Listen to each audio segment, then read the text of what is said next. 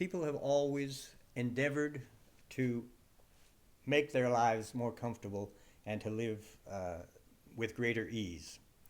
In early times, it was common for the method of achieving this to be to raid a neighboring tribe in order to capture some persons in it and bring them back as your slaves. This led to the institution of virtual slave societies. There were large civilizations in which privileged elites were supported by large classes of slaves in a very organized fashion. It's not all that different from what we find happening in our contemporary society. For many of those in the well-heeled classes often speak of ordinary folk as if they have no reason to exist except to serve them. But besides what have not been inappropriately called wage slaves, who are human, there is another major component of the economy, a slave force exceeding in service and productive power anything even dreamt of by our forebears. These modern-day slaves are made of metal and plastic and run on fuel or electric power.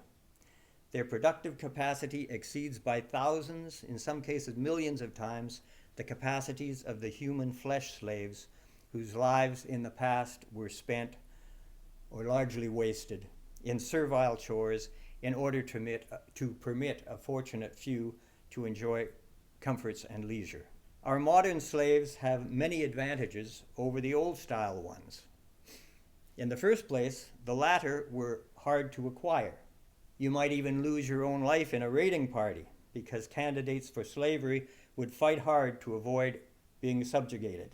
Secondly, if you were a tribe, usually you could capture only a limited number of slaves from tribes nearby. It just wasn't practical to bring everybody back because you would end up with having more potential enemies among you than were practical to deal with.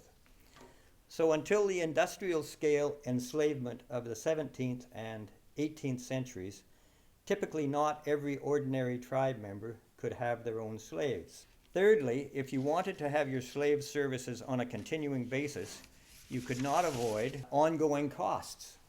For example, you had to feed and house them. Finally, even if human slaves could not go on strike and refuse to work, as modern workers, you might say wage slaves, do occasionally, once in a while they managed to revolt and escape or even massacre their owners. In this process, possibly reverse the positions in the slave-master relationship. By way of contrast, cybernetic slaves, which we would call industrial robots, are docile and predictable, doing exactly what they are programmed to do and never resisting the will of their masters. They will work day and night without grumbling. They never lay down tools or sabotage an assembly line in protest of their conditions. True, you have to power them with energy that will entail costs, just as you had to feed human slaves in the past, but once they are properly programmed and tuned, they seldom break down. They don't get ill physically or psychologically.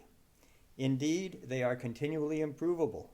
You have to pay for them once, but after that, they normally will provide many years of reliable service.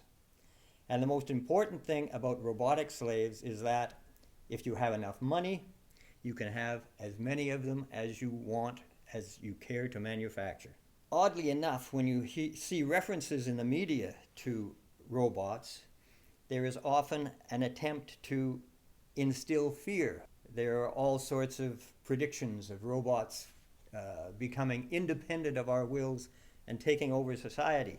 In fact, there's a very long tradition in the media of presenting robots in this fashion.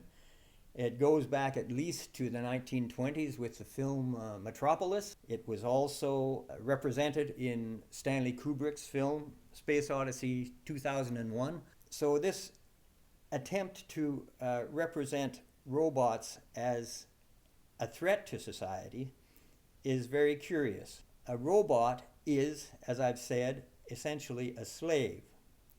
And a slave in robotic relationships is a device that is totally controlled out of another device. For example, if you have a printer that is connected to a computer, the computer is the controlling device and the printer is the slave. The printer never takes over the computer. And it's exactly the same situation with the robots that we have today. They are slaves of our will, and they pose no threat to us in the form of a revolt establishing the robots as the parties in power in society. The number of robots that are being used for industrial production today is exploding. For example, China in the year 2008 had approximately 30,000 industrial robots. By 2014, this number had grown to 200,000. It's projected that by the year 2018, there will be 600,000, a tripling of the number in only 4 years. There's no way that we can envisage the end of this process. The number of robotic slaves working to feed, clothe, house, embellish, educate, and recreate ourselves is going to grow exponentially into the future. This has tremendous implications for the imposition on humans of the necessity to work. And indeed, there have been some interesting predictions about what is going to happen in the near future. For example, a year or two ago, a study was made in Oxford University that predicted that within 10 to 20 years, 50% of all the jobs in advanced first world countries will be rendered redundant by the introduction of technology. Robots are going to perform the jobs that people have had imposed upon them through the program of full employment, a program that has been imposed on our societies by Fabian socialist theoreticians for the last 100 or so years. It's interesting that when Henry Ford introduced his more specialized assembly lines to produce his cars, he also vastly improved the conditions of work for his employees. Now, people have praised him for this, and they said he was exercising great foresight. But in fact, it turns out that he, in making his assembly lines more efficient, had created such boring and repetitive jobs that people just couldn't stand to do them for an extended period of time.